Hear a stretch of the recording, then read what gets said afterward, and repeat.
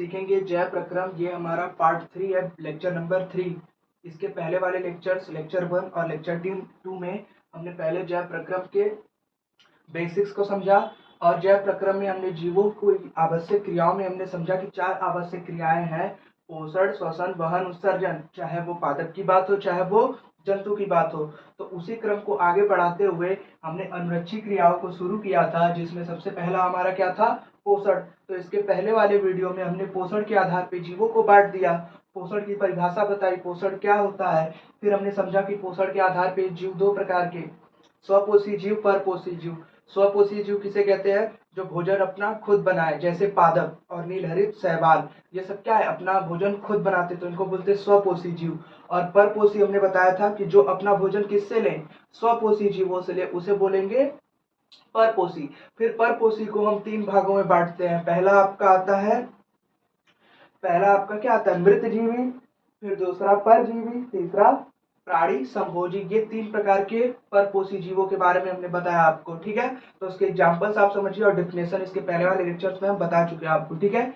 आज का हमारा लेक्चर पोषण के अंदर, पोषण में जीव कितने प्रकार के होते हैं? 2 प्रकार के, स्वपोषी और एक आपका क्या है? परपोषी, ठीक है। यानी आज हमको पढ़ना है स्वपोषी जीवों में पोषण। तो स्वपोषी में कौन आते हैं? पादप। यानी पादप अपना भोजन कैसे बनाएंगे वो हमको पढ़ना है, ठीक है। आपसे क्वेश्चन कैसे भी पूछ सकता है, स्वपोषी जीवों में पोषण के बारे में बताइए, या फिर सीधे पूछेगा पादप में पोषण की प्रक्रियाओं को समझाइए, ठीक है। या फिर प्रकाश संश्लेषण किसे कहते हैं? क्वेश्चन कैसे भी पूछ सकता है, ठीक है। उसको समझिए। पोषण के आधार पर जीवों को 2 प्रकार में, स्वपोषी, परपोषी। तो स्वपोषी जैसे पादप, पादप में आज पोषण देखेंगे जिसको बोलते हैं प्रकाश संश्लेषण। आप हेडिंग लगा लीजिए प्रकाश संश्लेषण, या फिर हेडिंग लगा लीजिए पादपों में पोषण, ठीक है। तो प्रकाश संश्लेषण समझिए क्या होता है। प्रकाश संश्लेषण एक ऐसी प्रक्रिया है, ठीक है, डिफिनेशन ही है ये, समझिए। प्रकाश संश्लेषण, बहुत गर्मी है। प्रकाश संश्लेषण एक ऐसी प्रक्रिया है जिसमें जीव अपना भोजन क्या करता है? खुद बनाता है। यानी प्रकाश संश्लेषण की प्रक्रिया में पादप जो है अपना भोजन सूर्य की उपस्थिति में, यानी सूर्य से प्रकाश लेगा, सूर्य के प्रकाश की उपस्थिति में अपना भोजन बनाता है। सूर्य के प्रकाश की उपस्थिति में भोजन अपना किस भाग में बनाता है? पादप पत्तियों में, ठीक है। तो क्वेश्चन बनेगा प्रकाश संश्लेषण की प्रक्रिया पौधे के किस भाग में होती है? पत्तियों में होती है, ठीक है। पहला क्वेश्चन समझ में आ गया। अब पूछेगा प्रकाश संश्लेषण में कौन सी गैस आवश्यक होती है पादप को? तो प्रकाश संश्लेषण में जो गैस चाहिए उसको, वो कौन सी गैस चाहिए? वो चाहिए कार्बन डाइऑक्साइड, ठीक है। ये गैस चाहिए। तो अगर आपसे डिफिनेशन पूछेगा प्रकाश संश्लेषण किसे कहते हैं, तो क्या लिखेंगे? प्रकाश संश्लेषण एक ऐसी रासायनिक अभिक्रिया है जिसमें पादप अपना भोजन प्रकाश की उपस्थिति तथा जल और किसके माध्यम से? कार्बन डाइऑक्साइड की उपस्थिति में अपना भोजन बनाता है, ठीक है। जल कहाँ से लेता है? जल या तो बारिश होगा उससे, नहीं, जल जो है वो जड़ से उसके पत्ती तक पहुंचता है, ठीक है। अभी सीखेंगे ऊतक के बारे में, 2 ऊतक बहुत अच्छे रोल निभाते हैं उसमें, ठीक है, समझते हैं। तो आप डेफिनेशन में क्या लिख सकते हैं प्रकाश संश्लेषण में? प्रकाश संश्लेषण एक ऐसी प्रक्रिया है जिसमें पादप क्या करता है? सूर्य की उपस्थिति में अपना भोजन बनाता है। उसका भोजन क्या होता है? कार्बोहाइड्रेट, यानी कार्बोहाइड्रेट का एक मोनोमर ग्लूकोज होता है। क्या होता है? ग्लूकोज। ये एक मोनोसेकेराइड है, ठीक है। तो आप लिख सकते हैं, ठीक है। तो इतना बात लिखेंगे आप उसमें, इसको हम इरेज कर दे रहे हैं, हम पढ़ना इसलिए ये लिखे हैं ताकि आपको पता चले कि पीछे की वीडियो जो है लिंक है एक दूसरे से, ठीक है। बीच में से कहीं से भी देखेंगे तो नहीं समझ में आएगा, एकदम सीक्वेंस में देखिए। वीडियो ज्यादा लंबा न होने का यही रीजन है, ताकि आप 10-15 मिनट अगर दे रहे हैं एक लेक्चर को तो आप बहुत कर रहे हैं। ऐसे सीक्वेंस में आप धीरे धीरे समझ लेंगे। 1 घंटे तक कंटिन्यूटी नहीं बन पाती है उतना ज्यादा, ठीक है। अभी 10 में है, उतना नहीं बन पाएगा। तो थोड़ा थोड़ा ही देखिए, बस कॉन्सेप्ट को डेवलप करिए। जैसे पहले वीडियो में जय प्रक्रम को समझा तो उसके बारे में समझिए, तो उसका नोट्स बनाइए, साथ में रिकॉल करिए क्या क्या पढ़ाया हम, उसको लिखिए कॉपी में। फिर हमने आपको अनुरक्षी क्रियाओं के बारे में बताया, फिर उसके आधार पर जीवों को बांटा, वो सब लिखिए साथ में। आज प्रकाश संश्लेषण पढ़ा रहे तो इसको कॉपी में लिखिए। इससे क्या होगा? आपकी हैबिट बन जाएगी और साथ में पेपर आने तक पीछे की चीजें आपकी रिवाइज होती चली जाएंगी। खुद से लिख रहे हैं, समझ लीजिए वो सबसे बेस्ट है। हम बोल रहे हैं उसको भी लिख रहे हैं तो वो भी बेस्ट है। अगर पढ़ रहे हैं तो वो सबसे बेस्ट है उसको, ठीक है। तो साथ में लिखते रहिए, पढ़ते रहिए, रिकॉल होता रहेगा। याद होना सबसे जरूरी है, ठीक है। समझ में आ रहा है तो फिर आप पेपर में लिख सकते हैं कि क्या क्या पढ़ाए हम। अगर खुद लिखेंगे तो वो याद हो जाएगा, ठीक है। समझना और लिखना अलग अलग चीजें। समझने को तो लोग समझ लेते पर लिख नहीं पाते। आप लिखने का हैबिट बनाइएगा साथ में, ठीक है। तो प्रकाश संश्लेषण में लिखिए, प्रकाश संश्लेषण एक ऐसी प्रक्रिया है जिसमें पादप अपना भोजन प्रकाश की उपस्थिति में बनाते हैं तथा इनके भोजन को क्या बोलते हैं हम, इनके भोजन को बोलते हैं हम ग्लूकोज। तो अब सीखते हैं प्रकाश संश्लेषण के में आवश्यक तत्व, यानी प्रकाश संश्लेषण की प्रक्रिया में आवश्यक तत्व को समझते हैं, ठीक है। तो जैसे हम एक यहाँ पे पादप बना दे रहे हैं आपके सामने, ये उसका क्या है, रूट है पादप का। ये मान लीजिए पादप है, क्योंकि छोटा पादप बना दे, ज्यादा बड़ा हो गया, इसकी लिप्स भी निकलनी चाहिए।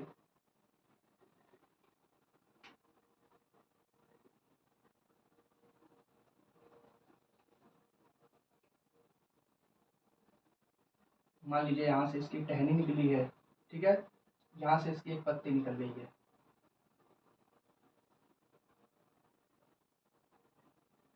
अब समझिए, ये जो पत्ती है इसी में प्रकाश संश्लेषण की प्रक्रिया होती है, ठीक है।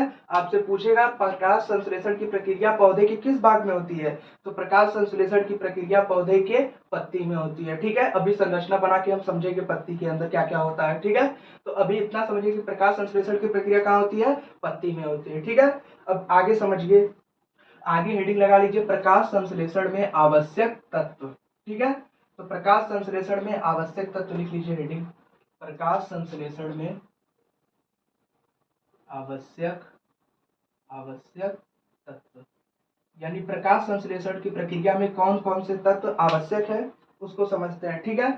यानी प्रकाश संश्लेषण की प्रक्रिया में क्या क्या लगेगा, पहला आपका क्या लगेगा, कार्बन डाइऑक्साइड, और दूसरा आपका क्या लगेगा, जल।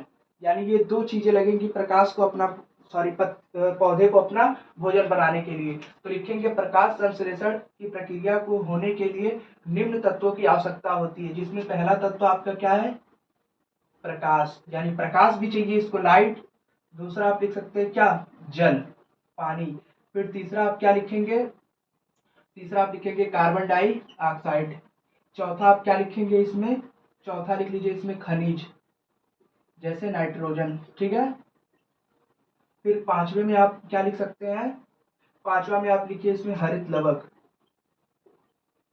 हरित लवक रहेगा तभी क्या होगी, प्रकाश संश्लेषण की प्रक्रिया होगी, और ये पौधों की पत्तियों में पाया जाता है, ठीक है।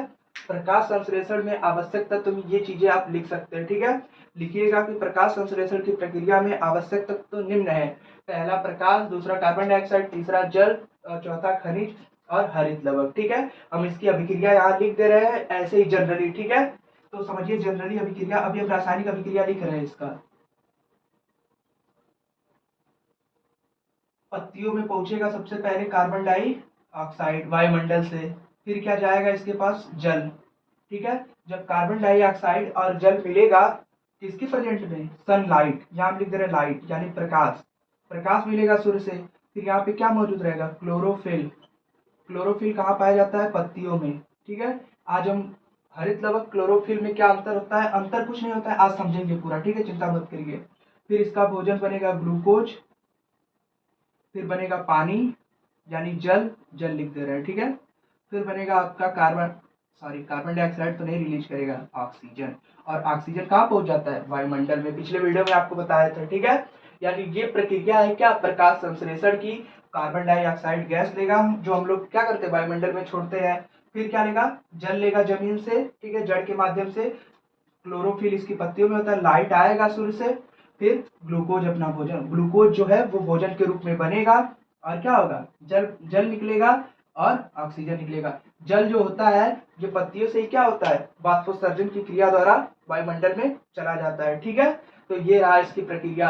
आपसे पूछेगा प्रकाश संश्लेषण की प्रक्रिया में आवश्यक तत्वों के नाम लिखें, तो आप ये सारी चीजों को लिख सकते हैं, इसका स्क्रीनशॉट ले लीजिए। फिर हम केमिकल रिएक्शन लिखेंगे। आई होप स्क्रीनशॉट आपने ले लिया होगा, ठीक है। अब हेडिंग लगा लीजिए रासायनिक अभिक्रिया, प्रकाश संश्लेषण की रासायनिक अभिक्रिया। अभी हमको पत्तियों की संरचनाओं के बारे में पढ़ना है उसके अंदर, ठीक है, क्या क्या होता है, रंध्र क्या होते हैं, रंध्रों का खुलना बंद होना क्या होता है, ठीक है। वो सारी प्रक्रियाएं अभी हम समझेंगे। फिर प्रकाश संश्लेषण की प्रक्रिया को कौन प्रभावित करता है, ठीक है। तो अब हेडिंग लगा लीजिए रिएक्शन। आप हेडिंग लगाइएगा प्रकाश संश्लेषण की रासायनिक अभिक्रिया, ठीक है। तो साथ में लिखिए, हमने बताया आपको कार्बन डाइऑक्साइड लगेगा, कार्बन डाइऑक्साइड लग गया, प्लस आपको क्या लगेगा, नीड किसकी है, वाटर की, तो वाटर जमीन से ले लिए। फिर ये तीर एरो बना देंगे कि उत्पाद, इसको बोलते हैं अभिकारक, और इधर जो बनेगा उसको बोलेंगे उत्पाद बोलेंगे, ठीक है। इसको बोलते हैं अभिकारक और उसको बोलते हैं उत्पाद। तो यहाँ हमारे एरो में उत्प्रेरक का काम अभी बताएंगे। उत्प्रेरक का काम कौन करता है, क्लोरोफिल। क्या काम करता है, क्लोरोफिल। क्लोरोफिल किसका काम करता है, आपका उत्प्रेरक का, जो अभिक्रिया की गति को बढ़ा देता है, ठीक है। और इसी में आपका प्रकाश यानी लाइट, ठीक है, ये चीजें लगेंगी। फिर अब देखिए उत्पाद में क्या बनेगा, उत्पाद में आपका बनेगा ग्लूकोज, सॉरी यहाँ पे इसका केमिकल नेम लिखते हैं C6H12O6। ये रहा ग्लूकोज का फार्मूला, ग्लूकोज, ठीक है। ये हमारा ग्लूकोज रहा, प्लस क्या बनेगा आपका, फिर आपका बनेगा, निकलेगा ऑक्सीजन और बनेगा आपका वाटर, ठीक है। ये रहा हमारा रिएक्शन किसका, प्रकाश संश्लेषण की प्रक्रिया द्वारा ग्लूकोज बनने का। ये रहा हमारा रिएक्शन। अब इसको बैलेंस कर लेते हैं, ठीक है।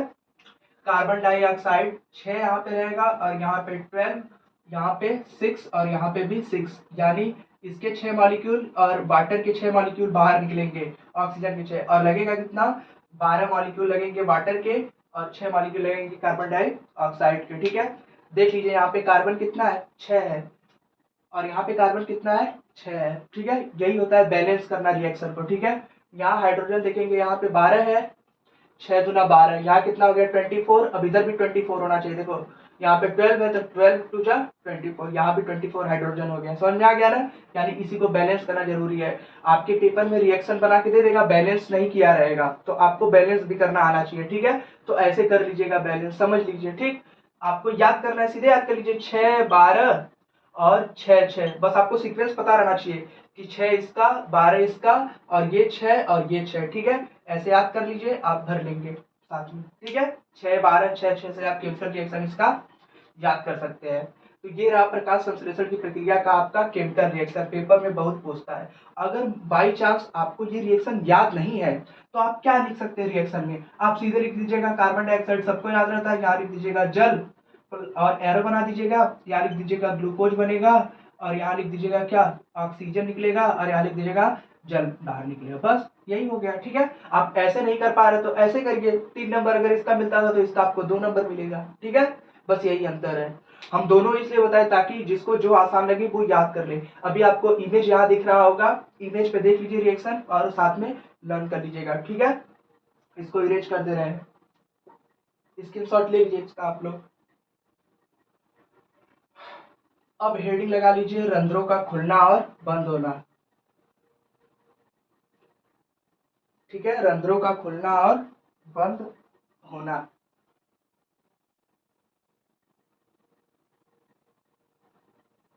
रंध्रों का खुलना और बंद होना,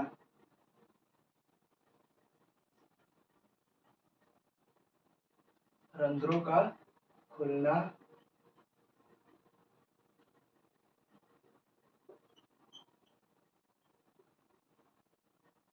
खुलना व बंद होना, ठीक है। इसको बोलते हैं स्टोमेटा, ठीक है। समझिए, हम एक पत्ती बना दे रहे हैं, बढ़िया नहीं बनेगा फिर भी बना दे रहे हैं, ठीक है। ये हमारी एक क्या हो गई, पत्ती हो गई। इस पत्ती में छोटे छोटे यहाँ पे क्या पाए जाएंगे, छिद्र पाए जाएंगे, क्या पाए जाएंगे, छिद्र। अब इसी छिद्र को हम क्या कर रहे हैं, जूम कर दे रहे हैं आपके सामने। अब इसी छिद्र को हम जूम करेंगे तो ऐसे बनेगा चित्र।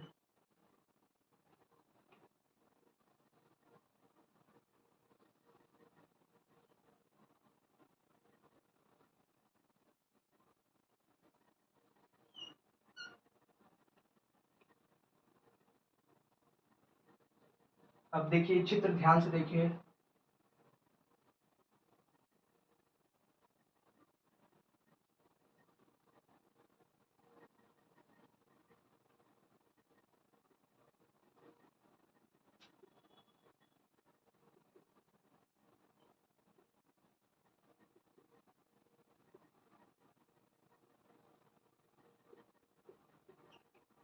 समझिए, ये रहा एक पत्ती। पत्ती में ये जो छोटा छोटा छिद्र होता है, इसे ही हम क्या बोलते हैं? रंध्र बोलते हैं। क्या बोलते हैं? रंध्र, यानी स्टोमेटा बोलते हैं। क्या बोलते हैं?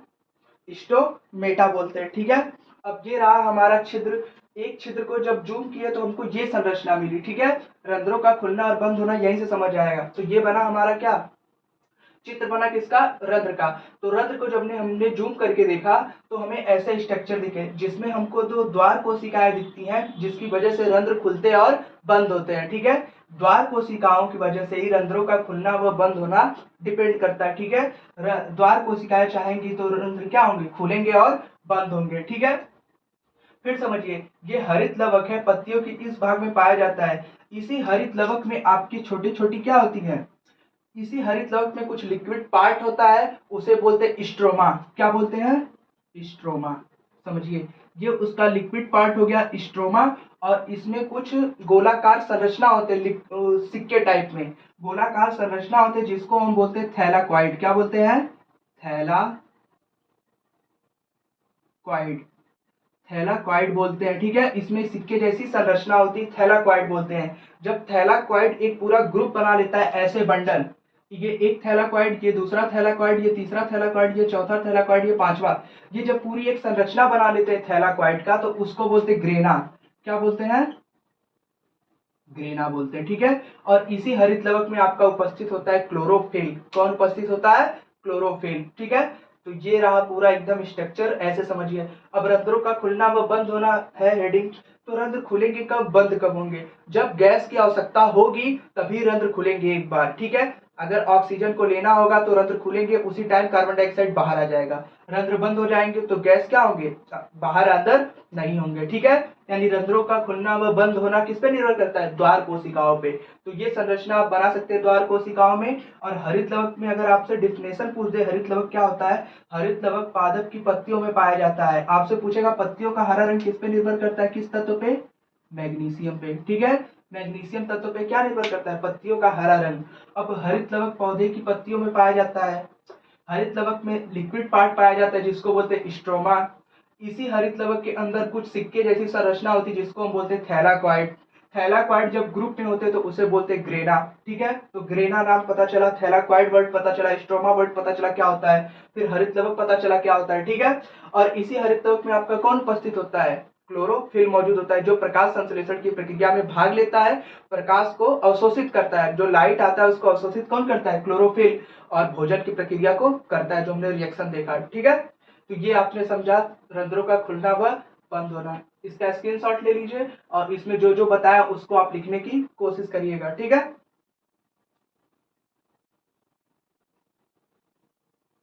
चलिए अब इसको इरेज कर दे रहे हैं। अब हेडिंग लगा लीजिए, प्रकाश संश्लेषण को प्रभावित करने वाले कारक। यानी प्रकाश संश्लेषण की प्रक्रिया को कौन बढ़ा सकता है, कौन कम कर सकता है। ठीक है, तो हेडिंग लगा लीजिए, प्रकाश संश्लेषण की प्रक्रिया को प्रभावित करने वाले कारक। आप पूरा हेडिंग लिख लिए, हम लिख दे रहे हैं प्रभावित करने वाले कारक। प्रभावित करने वाले कारक में सबसे पहले लिखेंगे प्रकाश का रंग। क्या लिखेंगे? प्रकाश का रंग। फिर दूसरा हेडिंग लिखेंगे क्या? दूसरा हेडिंग लिखेंगे तापमान। क्या लिखेंगे? तापमान। यानी तापमान से कैसे रिएक्शन बढ़ता है, कम होता है, कैसे प्रकाश के रंग पर निर्भर करता है। फिर अगली हेडिंग लगाएंगे इसी में प्रकाश की तीव्रता और क्या? कार्बन डाइऑक्साइड की मात्रा। तीसरा लिखेंगे प्रकाश की तीव्रता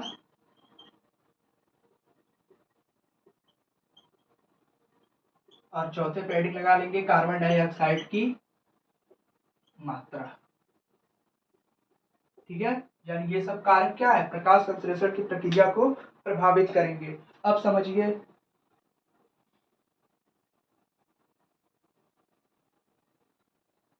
एक मिनट रुक जाइए। समझिए, प्रकाश संश्लेषण की प्रक्रिया को प्रभावित करने कारक में पहला कारक है प्रकाश का रंग। यानी प्रकाश के रंग पे भी निर्भर करता है कौन? प्रकाश संश्लेषण की प्रक्रिया। दो रंगों पे निर्भर करता है, पहला लाल रंग और दूसरा आपका हो गया नीला रंग, ठीक है। नीले रंग में प्रकाश संश्लेषण की प्रक्रिया सबसे अच्छी होती है और उससे कम अच्छी किसमें होती है? लाल रंग के प्रकाश में प्रकाश संश्लेषण की प्रक्रिया सबसे कम किसमें होती है? बैगनी रंग में प्रकाश संश्लेषण की प्रक्रिया सबसे कम होती है, ठीक है। CO2 की मात्रा में जितनी अधिक मात्रा होगी CO2 की, रिएक्शन क्या होगा? उतना अच्छे से होगा या फिर उतना जल्दी होगा और अधिक मात्रा में ग्लूकोज का निर्माण होगा, ठीक है। अब समझिए, प्रकाश का रंग समझ लिया हमने, टेम्परेचर और कार्बन डाइऑक्साइड की मात्रा समझ ली। तापमान, तापमान जितना अधिक होगा रिएक्शन क्या होगा? उतना ज्यादा होगा, ठीक है। प्रकाश की मात्रा में समझिए, प्रकाश की तीव्रता में, प्रकाश की तीव्रता जितनी अधिक होगी उतना जल्दी पहुंचेगा और उतना जल्दी क्या होगा? रिएक्शन होगा, ठीक है। तो ये चारों पॉइंट्स आप लिखिएगा। प्रभावित करने वाले कारक आपसे पूछ सकते हैं या फिर आपको जानना ये आवश्यक था, ठीक है। तो हमने इस वीडियो लेक्चर में प्रकाश संश्लेषण को पूरा समझा, पत्तियों में होता है स्ट्रक्चर समझा, स्टोमेटा समझा, थैलाक्वाइड, सब सारी चीजें समझ ली, यानी स्वपोषी में हमने पोषण को पूरा खत्म कर लिया। अब अगले वीडियो में हम परपोषी में पोषण समझेंगे। जैसे अमीबा बताया था मानव, तो हमको पढ़ना है अमीबा में पोषण कैसा होता है, और पैरामीशियम में भी पढ़ लेंगे, और अपने अंदर यानी मानवों में पोषण कैसे होता है, कैसे खाना पचता है और ऊर्जा का निर्माण होता है। तो ग्लूकोज जो बना है इनका भोजन है जो विभिन्न भागों तक पहुंचेगा। देखिए यहीं पे दो ऊतक काम करता है। पहला आपका आता है जाइलम, हम बताना भूल गए, और दूसरा आपका आता है फ्लोएम, ठीक है, यहाँ लिख दे रहे हैं फ्लोएम। ये दो क्या है? संवहनी ऊतक है, जाइलम और फ्लोएम। जाइलम जो है जड़ से खनिज तत्व और जल को ले जाने का काम करेगा पत्तियों तक, कौन? जाइलम। जाइलम, जाइलम में ज आ रहा है, ज से याद रखिए जल, और फ्लोएम में फ आ रहा है, फ से याद रखिए फल या फिर भोजन, ठीक है। यानी पत्तियों में जड़ से जल को ले जाने का काम कौन करता है? जड़ से पत्तियों तक ले जाने का काम पादप में जाइलम, और पत्तियों से भोजन बन जाने के बाद विभिन्न भागों तक पहुंचाने का काम कौन करता है? फ्लोएम, ठीक है। तो ये दो ऊतक का नाम आप याद रखेंगे। हमने पूरा प्रकाश संश्लेषण बढ़िया से समझ लिया। 2 नंबर में आएगा तो कैसे लिखेंगे, 5 नंबर में आएगा तो कैसे लिखेंगे, ठीक है। तो इस वीडियो को यहीं तक रहने देते, इसके आगे वाले वीडियो में हम परपोषी में पोषण समझेंगे, ठीक है। तो अभी आपको एक चित्र दिखेगा यहीं पे, जिसमें हम प्रकाश संश्लेषण की प्रक्रिया को एक फोटो में पूरा दिखा रहे हैं, ठीक है। अच्छे से समझ लीजिए, स्क्रीनशॉट लेके उसको बना लीजिएगा कॉपी में, ठीक है। और स्टोमेटा का भी चित्र अभी यहीं पे दिख जाएगा, रंध्र का, ठीक है। चलिए इसके अगले वीडियो में मिलते हैं आपसे।